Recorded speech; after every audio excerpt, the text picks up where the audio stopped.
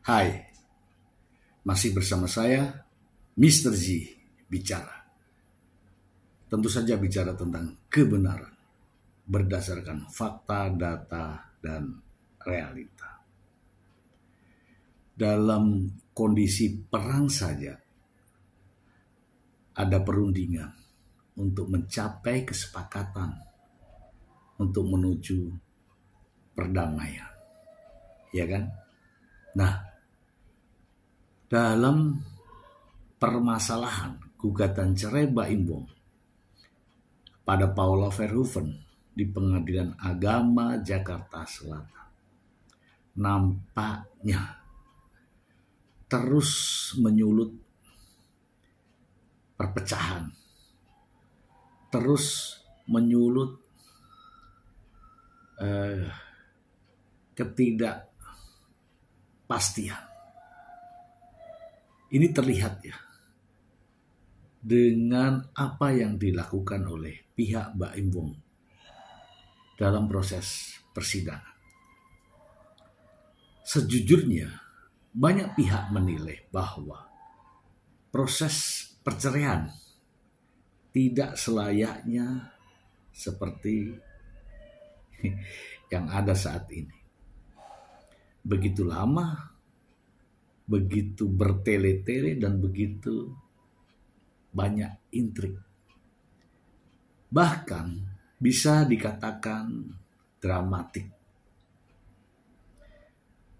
Salah satu contoh adalah setiap perkembangan proses sidang selalu ada hal-hal baru yang diungkapkan. Ya, sering diungkapkan oleh sang pengacara. Mulai dari pagar makan tanaman,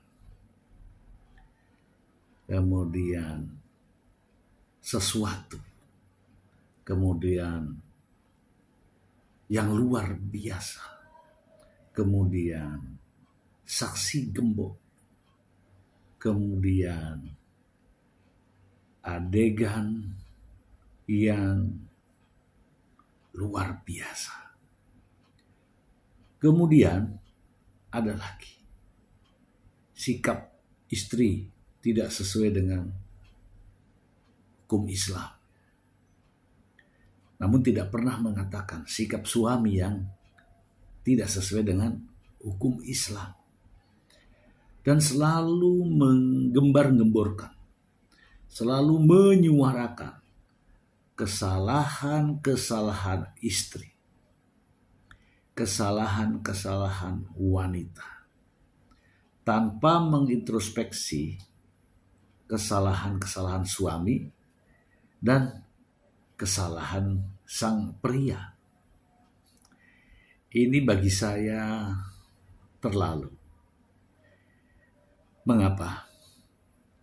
Ustadz saya mengatakan bahwa dalam perceraian pun telah terjadi perceraian kedua belah pihak, mantan istri dan juga mantan suami dilarang membuka aib masing-masing.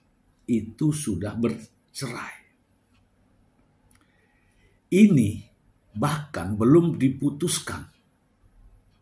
Namun sudah seringkali ungkapan-ungkapan yang sifatnya merendahkan, bahkan cenderung fitnah, terus diungkapkan. Inilah fakta yang terjadi. Saya ingin membacakan kali ini 2 buah berita terkait hal tersebut, dan kita akan membahasnya. Langsung saja dari sumbernya. Kumparan hits. Ya, dari Kumparan ya. Baim Wong sebut anak alami trauma. Pengacara Paula harusnya nggak perlu ke publik. Ya, itu benar. Hal-hal yang semacam ini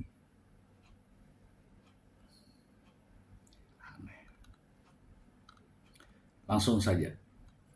Baim Wong mengajukan bukti dalam sidang cerai soal trauma yang katanya dialami kedua anaknya, Keanu dan Kenzo.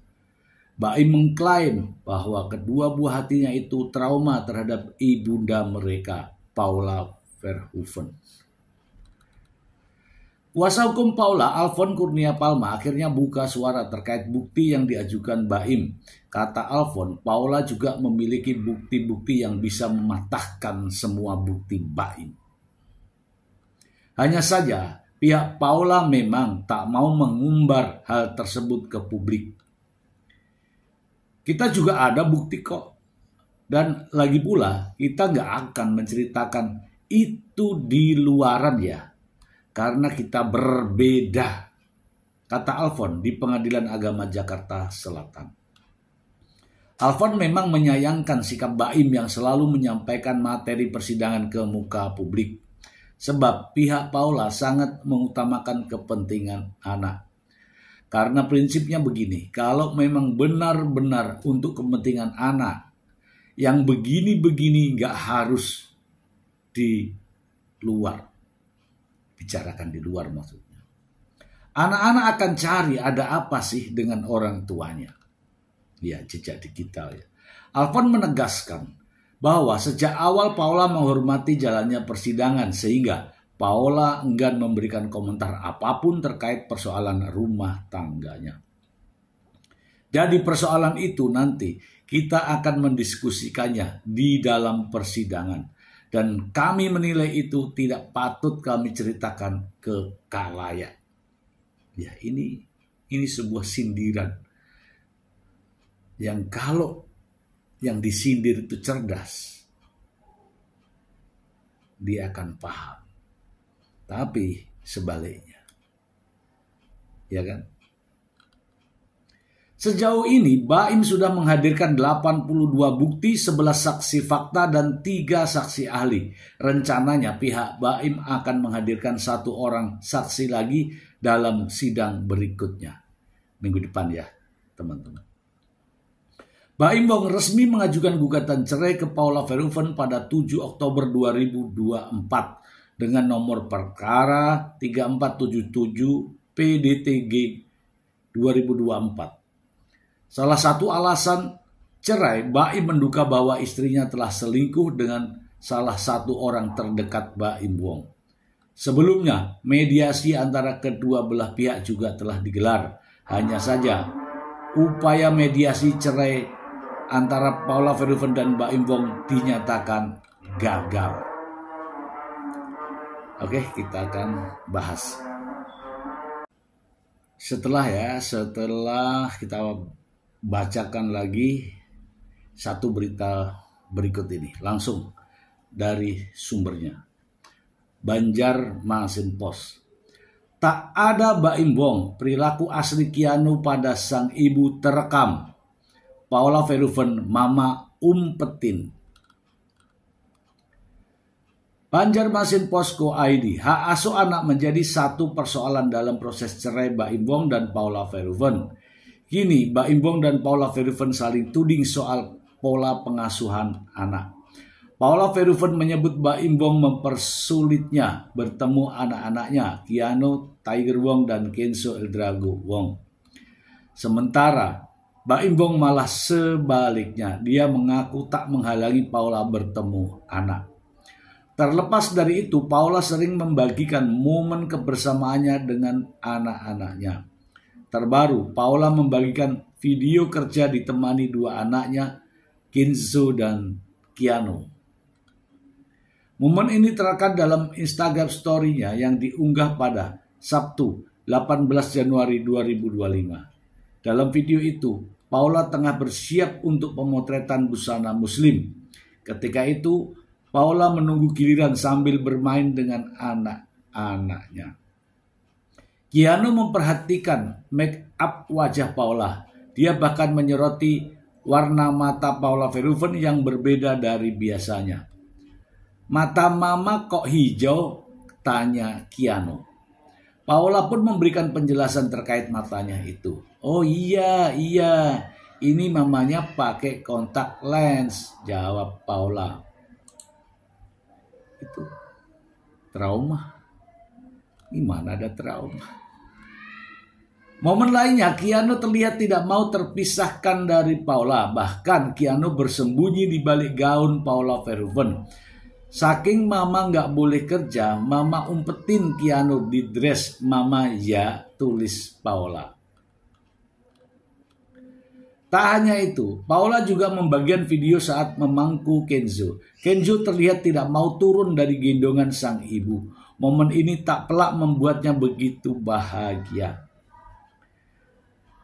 Jawaban pihak Paula. Kuasa hukum Paula Verhoeven angkat bicara perihal anak-anak Baim Wong yang disebut mengalami trauma terhadap Paula Verhoeven ibunya. Sebelumnya, diketahui kuasa hukum Baim Wong Fahmi Bahmid memaparkan adanya bukti video tambahan terkait trauma yang dialami oleh anak-anak Paula Verhoeven. Bahkan Fahmi Bahmid mengatakan jika anak-anak Baim Wong mengalami trauma terhadap ibunya, Paula Verhoeven. Mendengar hal tersebut, kuasa hukum Paula Verhoeven, Alfon Kurnia, memberikan tanggapannya. Menurut Alfon, terkait masalah anak-anak Baim Wong yang mengalami trauma disebutnya tidak pantas untuk diceritakan di luar. Ya itu kan kata dia, kita nggak akan ceritakan di luaran karena kita berbeda. Pihak Paula Verhoeven sangat menyayangkan pernyataan dari pengacara Baim Wong tersebut. Bukan tanpa alasan, Alfon khawatir hal tersebut nantinya akan menjadi jejak digital yang dimiliki oleh anak-anak Baim Wong. Prinsipnya, kalau memang benar-benar ya untuk kepentingan anak ini nggak diceritain di luar.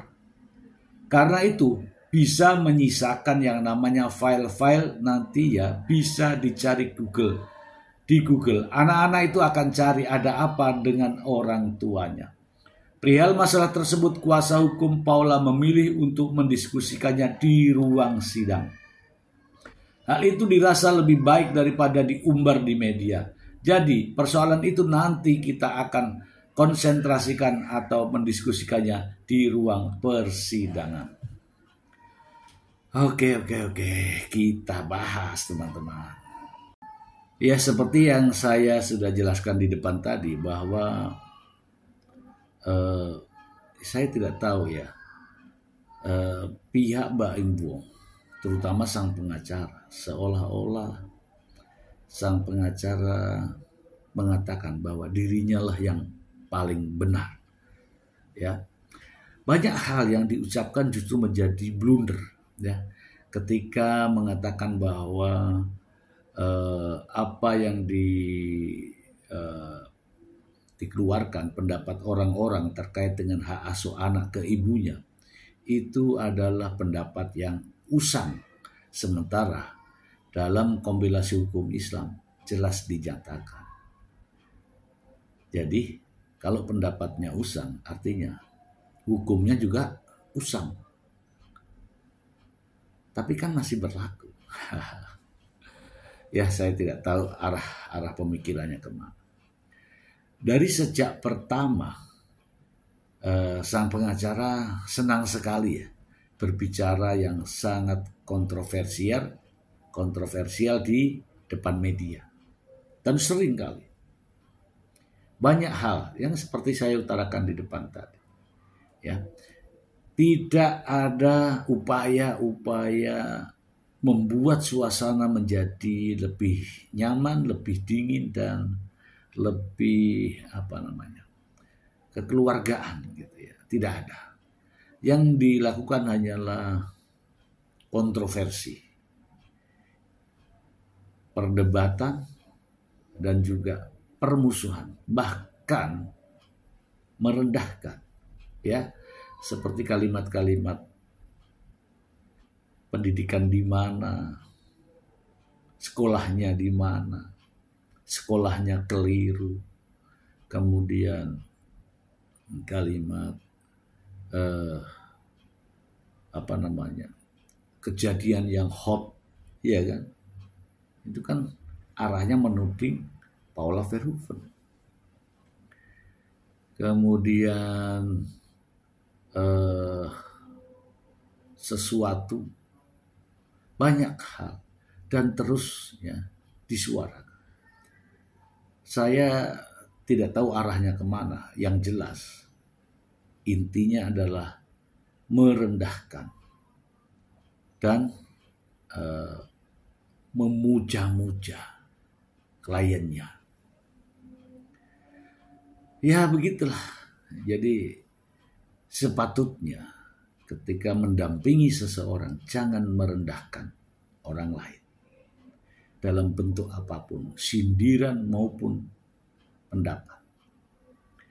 Yang berikutnya, kedua pengacara ini berbeda. Yang pengacara Paula Verhoeven selalu menjaga jangan sampai ucapan di depan media ini menjadi jejak digital bagi anak-anak Pak Imbong dan Paula ini. Tetapi beda dengan sang pengacara Fahmi Bahmid. Justru senang ketika mengumbar hal ini ke media. Ya seolah-olah memang sengaja agar jejak digital ini diketahui oleh anaknya kelak.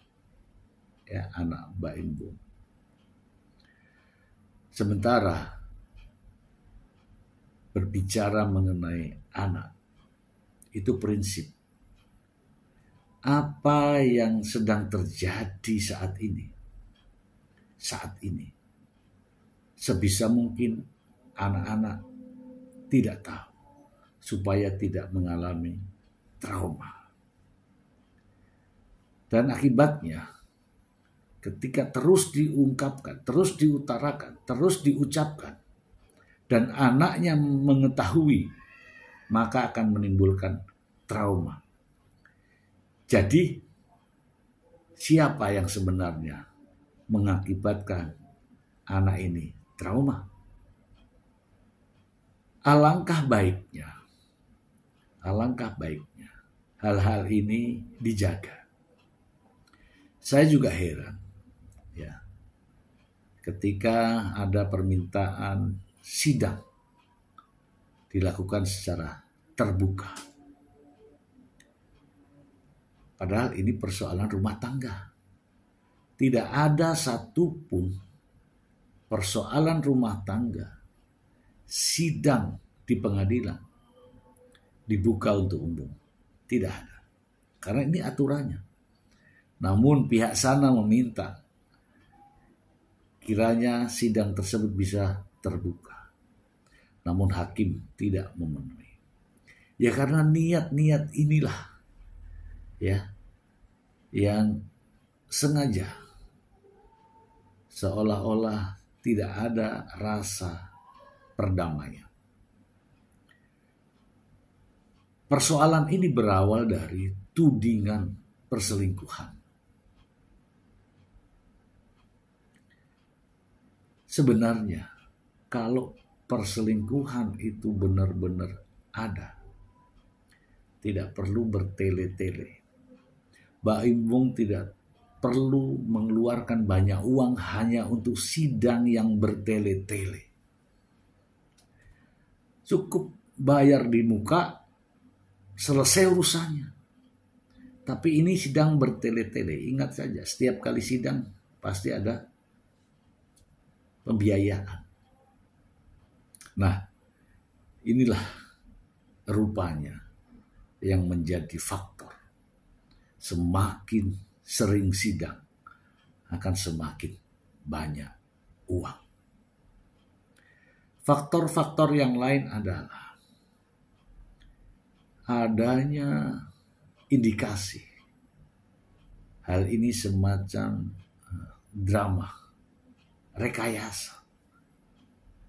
Sidang gugatan cerai dengan tudingan perselingkuhan buktinya 82. Sementara banyak macam sidang semacam ini.